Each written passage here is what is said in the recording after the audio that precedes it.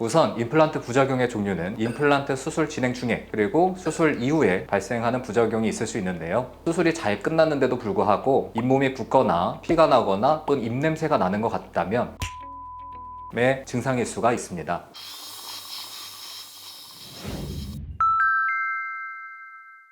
반갑습니다, 여러분. 치약 박사 치약킹의 장윤준 원장입니다. 오늘 같이 이야기해볼 주제는 임플란트 부작용인데요. 모든 시술을 했을 때는 장점이 있기도 하지만 부작용이 있기도 하죠. 그렇기 때문에 내가 이 시술을 받았을 때 어떤 부작용이 있는지, 그리고 이 부작용의 확률을 줄이기 위해서는 어떻게 하는 것이 좋겠는지 최대한 미리 알고 계시는 것이 중요하겠습니다. 이 영상을 통해서 임플란트 부작용의 종류와 원인, 예방법과 대처법까지 알아볼 테니 혹시나 임플란트 부작용이 생기면 어쩌지 하시는 분들이라면 이 영상 끝까지 살펴봐 주시길 부탁드리겠습니다.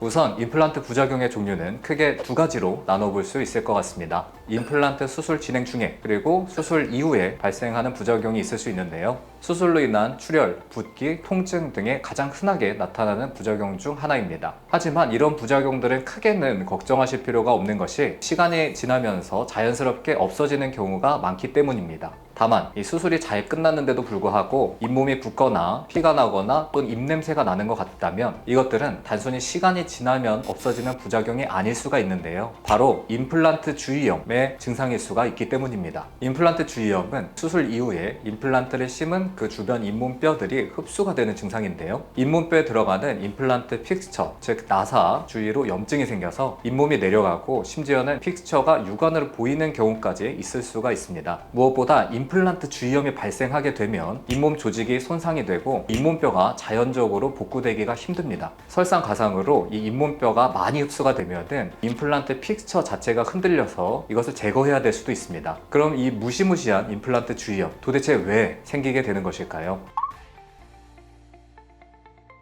첫 번째로는 임플란트를 잘 심어야 합니다. 이것이 기본입니다. 이것은 치과의사 실력에 관한 영역이기 때문에 무엇보다도 좋은 치과를 잘 고르는 것이 가장 중요하겠습니다. 이와 관련해서는 이전 영상을 참조해주세요. 두 번째 가장 큰 원인은 바로 미흡한 치아 관리 때문이라고 할 수가 있겠습니다. 임플란트를 정확하게 잘 심더라도 관리하시기에 따라서 임플란트 주위염이 생길 수가 있는데요. 임플란트를 하고 나서 양치질과 치실 사용 등의 관리를 꼼꼼하게 하지 못했다면 임플란트 주위로 세균들이 모여들어서 염증을 유발할 수가 있게 됩니다. 이러한 세균들이 잇몸 내로 침투해서 염증을 유발하고 별 상관없겠지 하면서 대수롭지 않게 여기시다가 잇몸뼈까지 녹아내리게 만드실 수가 있는 것입니다. 그래서 임플란트 주위염을 예방할 수 있는 가장 좋은 방법은 좀 더 세심하게 양치질을 해주시는 것은 기본이고 치간 칫솔, 치실 등의 구강 관리용품을 적극적으로 이용하셔서 좀 더 섬세하게 관리를 해주시는 것입니다. 그리고 6개월에 한 번씩 가능하다면 치과에 내원하셔서 정기 검진과 스케일링까지 받아보신다면 큰 무리 없이 임플란트를 오래 사용하실 수가 있습니다.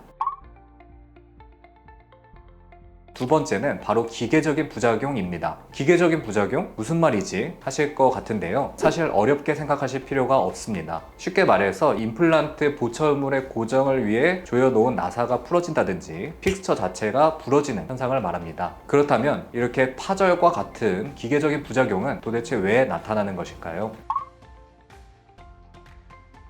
파절이 생기는 원인 먼저 설명해 볼게요. 우리 치아는 무엇을 하는 것이죠? 네, 바로 음식을 씹는 역할을 합니다. 임플란트 나사가 빠지거나 파절이 되는 원인은 시간이 지나면서 지속적인 씹는 힘을 받기 때문입니다. 특히나 과거에 질긴 음식을 좋아하셨다든지 일을 가는 습관 등이 있으셨던 분들은 오랫동안 이런 습관을 가지고 계신 경우가 많이 있습니다. 그러면 당연히 임플란트에 장기적으로 조금씩 무리가 갈 수밖에 없고 이것들이 누적이 돼서 파절로 이어지게 되는 것이죠. 그래서 과도하게 질긴 음식을 씹는 등의 행동은 이제는 피해주시고 이 악물기 등과 같은 이갈이 습관만 충분히 개선을 해주셔도 이러한 부작용들은 상당 부분을 예방할 수가 있겠습니다. 또 다른 기계적인 부작용 중에 하나인 인공치아 떨어짐 같은 경우가 있는데요. 우리의 입안은 항상 침으로 인해서 습한 상황입니다. 이 습기로 인해서 접착제가 조금씩 녹으면서 접착력에 영향을 주게 되는 것이죠. 그래서 다시 한번 강조드리지만 인공치아가 떨어지기 전에 정기적으로 치과에 내원하셔서 내가 한 임플란트에 이상이 없는 것인지 확인해 보시는 습관이 중요하겠습니다.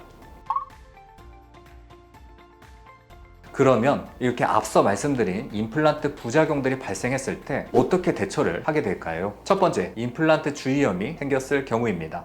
임플란트 주위염이 발생하게 된다면 염증의 정도에 따라서 그 대처법이 달라지게 되는데요. 만약에 임플란트 주위 잇몸뼈의 소실 정도가 픽스처 전체 길이의 3분의 1 정도 이하가 된다면 임플란트 성형술을 고려해 볼 수가 있겠습니다. 이 방법은 임플란트 자체를 제거하지 않고 잇몸뼈 소실로 인해서 튀어나오게 된 그 임플란트 부분만 잘라내서 그 사이에 세균이 증식할 공간을 없애주는 것입니다. 하지만 잇몸뼈 소실 정도가 이보다 더 심하다면 어쩔 수 없이 심었던 임플란트를 제거하고 재수술을 해야만 되는 상황도 생길 수가 있는데요. 손실된 잇몸뼈 부위에 뼈 이식을 한 뒤에 임플란트를 다시 심을 수도 있고, 옆에 이미 임플란트가 있다면 이 임플란트들을 활용해서 브릿지 형태로 재치료를 해드릴 수도 있습니다. 두 번째, 기계적인 부작용이 생겼을 경우에는 어떻게 대처를 하게 될까요? 만약에 나사가 단순히 풀리거나 접착력이 약해진 경우라면 비교적 간단하게 해결을 할 수가 있습니다. 나사를 다시 조여주고 접착제를 사용해서 이 인공치아를 다시 붙여드리면 되죠. 하지만 임플란트 자체가 파절되었다면 이 대처가 다소 어려워질 수가 있는데요. 만약에 인공치아나 어버트먼트, 즉 중간 연결 부위만 파절되었다면 해당 부분을 새로 제작하기만 하면 되는데요. 픽스처 자체가 부러졌다면 안타깝게도 전체를 제거한 이후에 다시 잇몸에 심으시는 과정이 필요합니다.